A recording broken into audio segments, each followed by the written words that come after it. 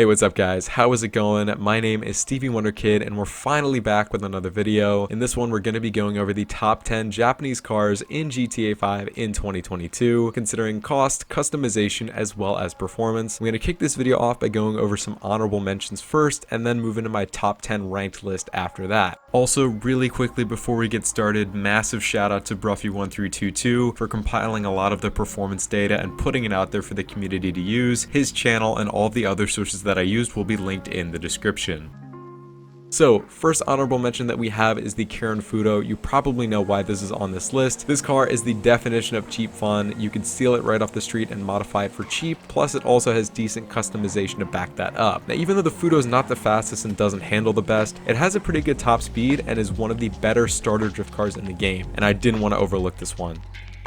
Next up, we have the Dinka Ballista Conjo. This is another really nice car, and it's one of the few compact cars in the game that's worth owning in my opinion. This car is very true to form, it has some awesome details, and really looks a lot like the actual EK9 Civic Type R. It also is pretty cheap, and considering that it's not a Benny's or a tuner DLC car, it has really good customization. Now, the performance isn't the best compared to other non-compact cars, but in relation to the rest of the compacts class, this car is pretty good.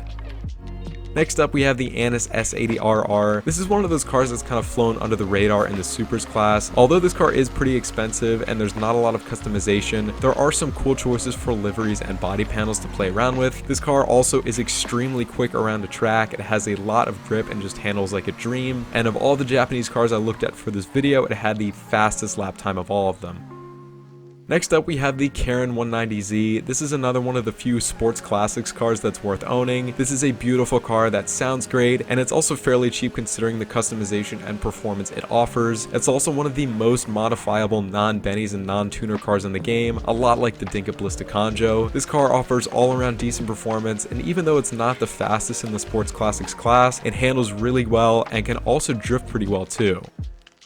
Next up, we have the Annis LG RH8, the absolute GOAT. This is a day one car that is still amazing by today's standards. The main thing going for this car is that it's free, plus if you get bored of it, you can always do the Benny's upgrade to the LG Retro Custom. This car has decent customization and awesome overall performance, and it's still one of the best in the sports class after almost 9 years now, so definitely pick this thing up if you haven't already. Moving into the top 10 ranked list, in the number 10 spot we have the Annis Euros. This is the first of many tuner DLC cars that we're gonna see on this list. Now, I was never super fond of the Euros, but I do understand why it's one of the better Japanese cars in the game. It is pretty costly, but in exchange for that, you have a lot of great looks and customization. Now, performance-wise, it's pretty decent overall. It's not the fastest in a straight line or around a track, but it still is pretty smooth to drive. In the number 9 spot, we have the Karen Sultan RS. This is one of the OG Benny's cars that is still pretty good today and is one of my favorites ever since I drove it around in GTA 4. It's fairly cheap by 2022 standards considering the amount of customization that it has in Benny's. It also has one of the best accelerations out of all of the Japanese cars in the game because it's all-wheel drive. It has decent performance overall, but it is lacking compared to the rest of the cars in the Supers class. They kind of did it dirty there.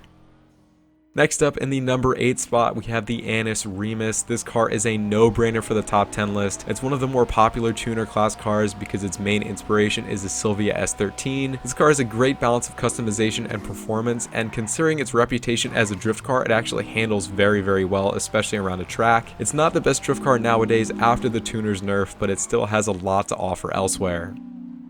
Next up, in the number 7 spot, we have the Dinka Jester RR. This is another car I didn't pay much attention to, but I was really happy to finally try it out. While the styling of this car isn't the best in my opinion, there are plenty of customization options to make up for that. It's also not the fastest around a track, but it drives extremely smooth and has awesome straight line performance.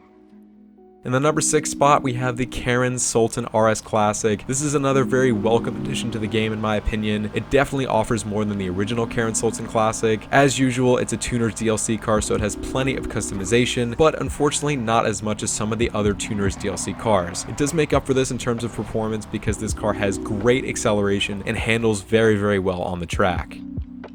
Next up in the number 5 spot, we have the newest addition to this list, the Karin S95 with the House Special Works upgrade. Now you can actually get this car for free after you do your character transfer to next gen, otherwise this car is very expensive considering the base cost of the S95 plus the House Special Works upgrade. Now I was hoping that this car would have a little bit more customization with greater variation, but it is still pretty decent, and despite this car has the main thing going for it, which is performance. This thing is extremely fast around the track and is one of the best in the sports class, plus it has one of the highest top speeds in the game. This thing is an absolute blast to drive.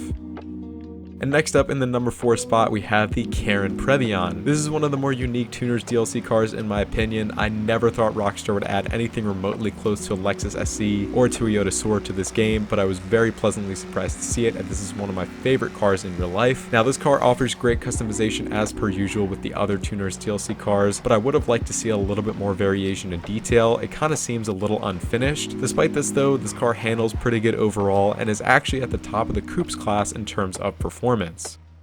Next up in the number 3 spot, we have the Emperor Vector. This is another unique Tuners DLC vehicle. It's fairly expensive but has a lot of great customizations for you to personalize it however you would possibly want to. It sounds great and has great performance around a track. Even though it doesn't have the best acceleration because it's so heavy, it still has a lot of grip and drives very smoothly.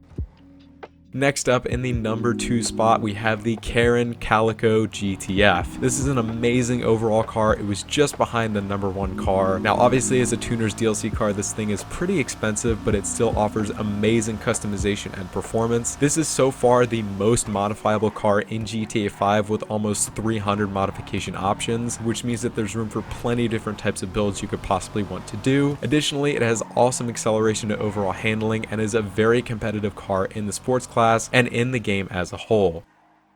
Of course, that leaves the number 1 spot, and this was kind of a no-brainer. We have the Annis Elegy Retro Custom as the king of Japanese cars in GTA 5. What more can I say? This car offers the best combination of cost, customization, and performance. It has a ton of customization options, obviously because it is a Benny's car, including some really good livery choices in my opinion. Additionally, it's also fairly cheap in comparison to a lot of the other Tuners DLC cars that offer similar customizability. Additionally, this car has great acceleration and awesome handling, and although it's not the fastest around the track, it still holds its own after being in the game for a few years.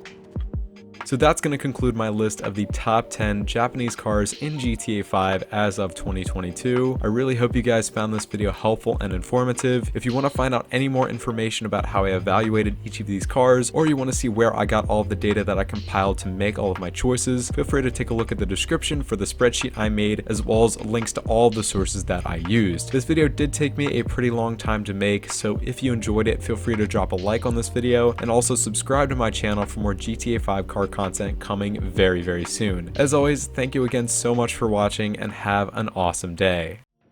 I'll drop the shit, man.